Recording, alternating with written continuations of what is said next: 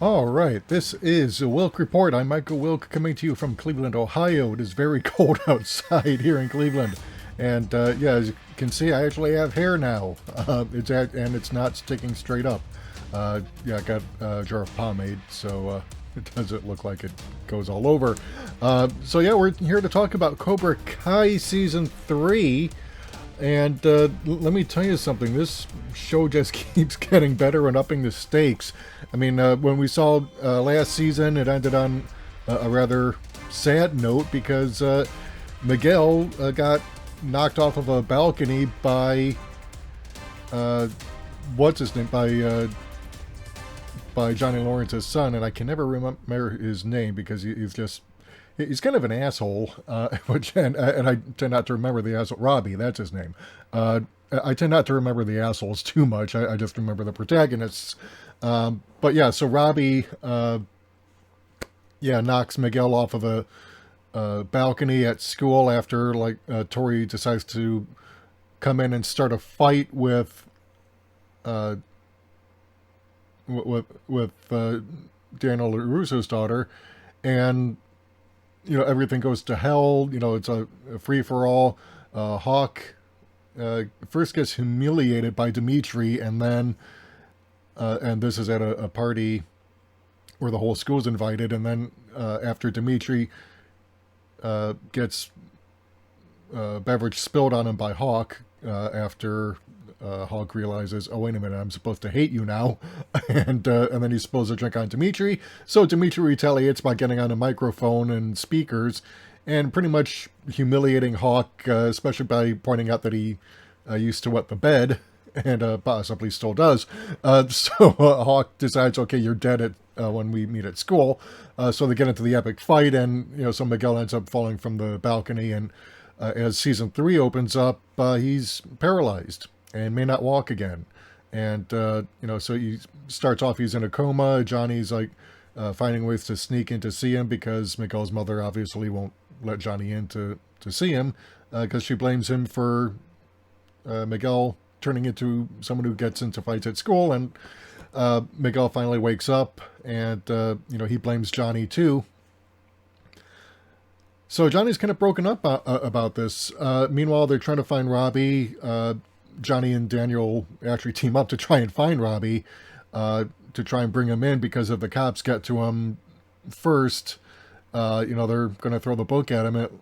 Daniel reasons that at least, if he turns himself in, that he can probably do something, with his pals, I guess, in the district attorney's office, and try and get him a reduced sentence, but he's still going to be in trouble. So, we start off with these things happening, and of course Johnny and Daniel being who they are and their egos clashing, things don't necessarily last. Meanwhile, of course, Kreese is getting some character development.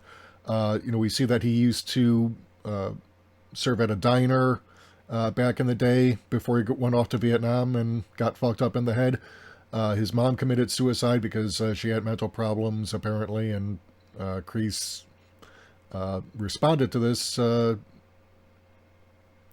going to Vietnam and getting even more fucked up in the head. But he was also like a victim of bullying, and it was through that he learned how to fight initially, and then he went to Vietnam and got messed up even more. But he kept honing his skills, and so he takes Tori under his wing, and kind of protects her from her landlord, who's being an asshole. Her mother is sick and with kidney dialysis, and can't go to work and can't pay the rent. So Tori's working odd jobs, trying to stay out of jail herself. And the landlord's like, look, you can either pay the rent in cash, or you can pay me in some other fashion, and I'll leave you to interpret that as you will. But Kreese steps in and takes care of that problem, and kind of, I mean, Kreese is still an asshole, and he's a bad guy, definitely. But, the thing I like about this show is that it doesn't really give you any easy condemnation. I mean, it's not a cookie cutter villain. It's not a two-dimensional or even one-dimensional, depending on the writing level.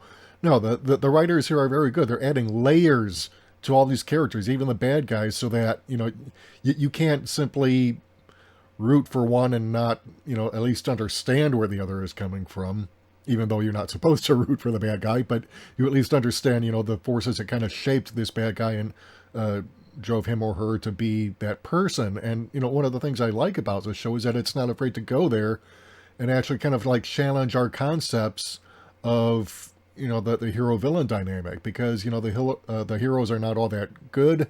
Robbie is a case in point. He ends up being a lying, manipulative little shit who, first he moves in on Samantha and then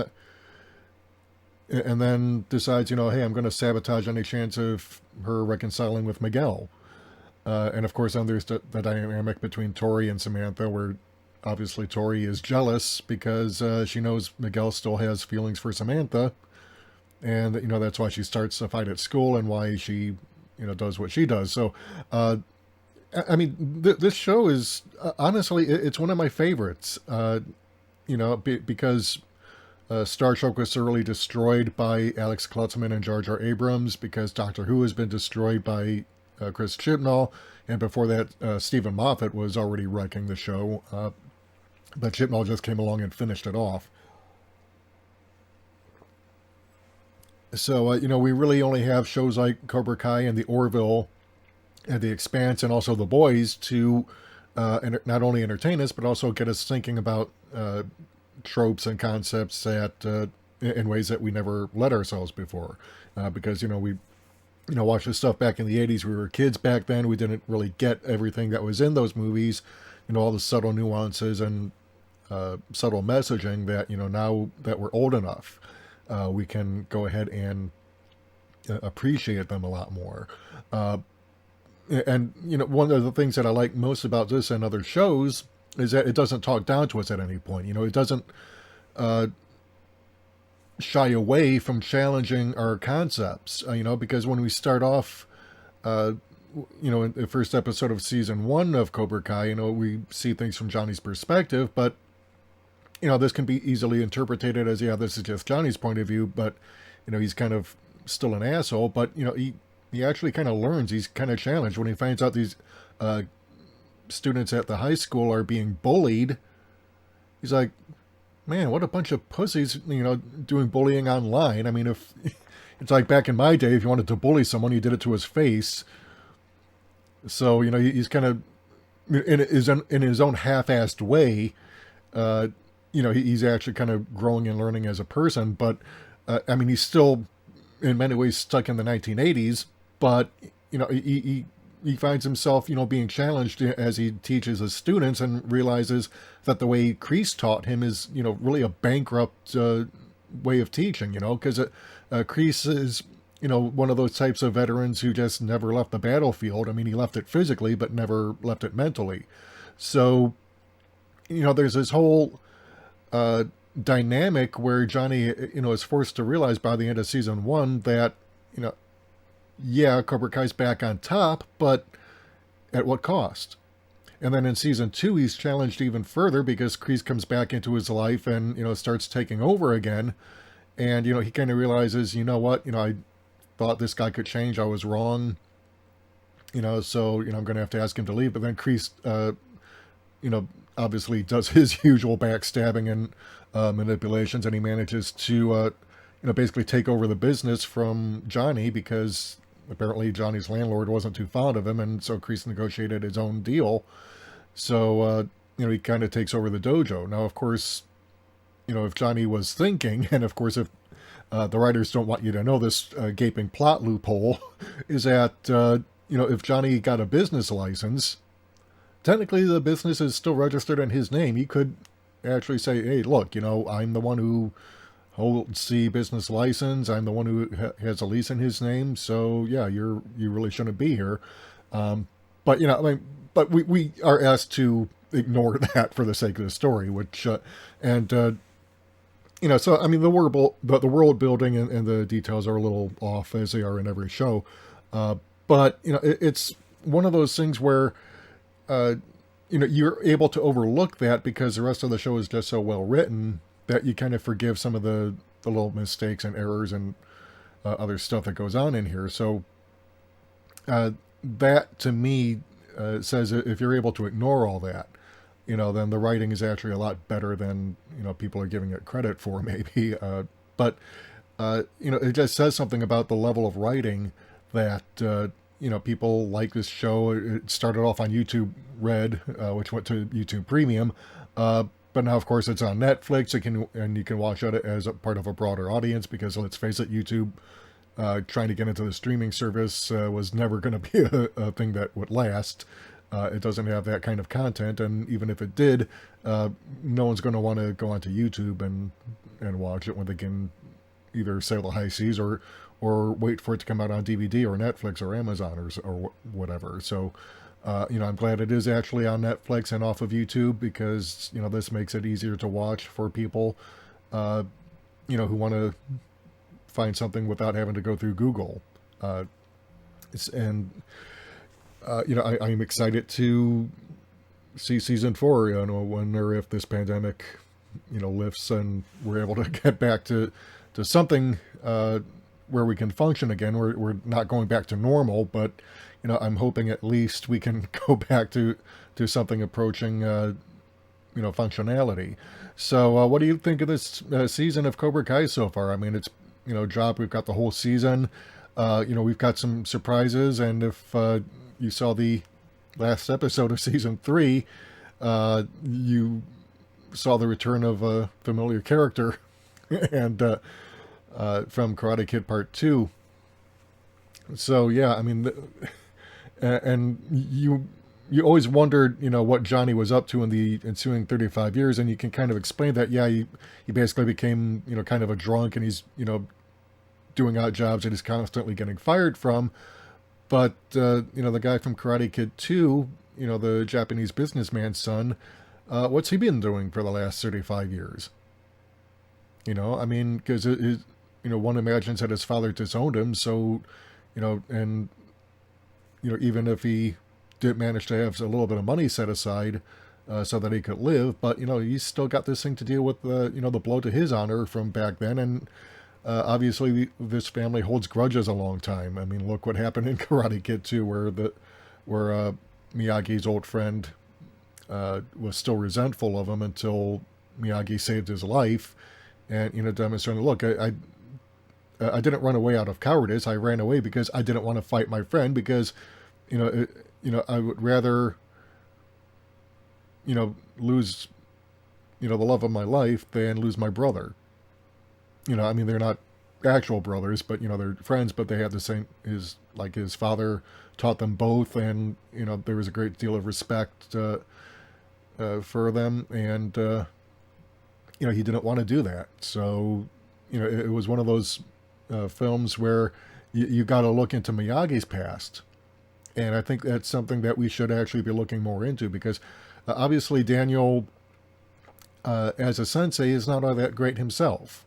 He's made mistakes. He's, gotten, being Daniel LaRusso, he's hot-headed. He, tends to get a little bit obsessed. He tends to be vindictive. And now that he's, in a position in life where he can, afford to abuse that power that he has because of his business and his ties to the community, the things he does to Johnny, they're kind of scummy, but at the end of the day, especially last season, towards the end, they came to an understanding, and, Johnny's actually explaining to Daniel, look, I was trying to make Cobra Kai better, I failed, I thought Kreese could, be reformed, and I was wrong, so, Daniel goes and tries to find Johnny at the dojo in season 3 so they can find Robbie, and he finds Kreese there, who is basically, being his usual self, trying to manipulate Daniel by saying, Johnny's going to return. He's, he's going to come back eventually because he figures, he knows Johnny and, that he can basically trick him and come back to being his top student and, remake him into the asshole he was back in the 80s. But the thing is, though, Johnny has undergone this evolution. He's grown as a person, and he realizes that he can't be the person he was in high school and remain stuck in the past. He has to move forward, and so does Cobra Kai. And Kreese, it represents that past that can't move on and can't come into the 21st century. So you get this clash of ideologies here that really sets up for the dramatic conflict. And this is why Cobra Kai is so good, because it does such a great job exploring all these layers of depth that we never got to see in the films, because you got to cram a lot into like maybe 2 hours, and so you can't go into the many layers that you can over a multi-season story arc. So a lot of this is stuff that we didn't know we wanted to see until it came out. And I'm just glad that Ralph Macchio was able to come back, and that William Zabka's back. This show, like I said, it just keeps getting better, and I'm looking forward to seeing season 4. I wonder if it's able to be filmed. But what do you think of this season so far? I personally, think it has stepped up its game. I think that as the show goes on and the writers get more comfortable with the characters and exploring different facets of their personalities and histories, we're going to see a lot more and a lot better. So I mean, what would you like to see? Because personally, I would like to see for season 4 Mike Barnes return, but he's actually undergone a lot more changes than Johnny and Daniel have, and where he's actually kind of found some kind of peace or balance between Cobra Kai and Miyagi-Do, where because you don't want to have like Mike Barnes be like Kreese and having not changed at all in the ensuing 35 years, because originally in Karate Kid Part 3, he was kind of like this hired muscle to humiliate Daniel at the karate tournament, but it's like 35 years pass, and we've seen the other members of Cobra Kai and Johnny's friends who moved on with their lives and actually became better people. And in season 2 we got to see where they went in life, and one of them is a reverend, the other of course passes away, and the actor who played him unfortunately passed away in real life not long after that episode aired. So I am sad to report that, but you do see that these people have changed, and most have moved on. Johnny's the only one who's really hadn't, and is only now catching up. So it's something that I would like to see. It's like, have Mike Barnes return, but have him be a completely different person from what he was, because 35 years is a long time to live in between one event and the other. And maybe he could be used as a way of showing like there is a better way that's maybe not wholly Cobra Kai and maybe not wholly Miyagi-Do, but somewhere in between where you can find that balance. And this forces Daniel and Johnny both to kind of confront their own philosophies and their own actions over the past 3 seasons, and just kind of forces them to try and adapt, and either try and resolve their conflict, or just accept that they're never going to quite get along, and there's always going to be that rivalry, but maybe it'll be a friendly rivalry. Who knows? But I would like to see that dynamic. I know that's probably not going to be how it plays out, but it would be interesting. Just my thoughts. So let me know what you think. Let me know in the comments below. I want to hear from you. If you like what you heard and you want to hear more, hit the subscribe button and the bell icon to receive notifications whenever we upload new content. Like this video, share it. If you want to help support the channel, keep the lights on, help us bring you more content, head over to our Patreon or our Ko-fi page. We can't do this without you. Until next time, this is Michael Wilk for The Wilk Report saying take care, good night, I'm out.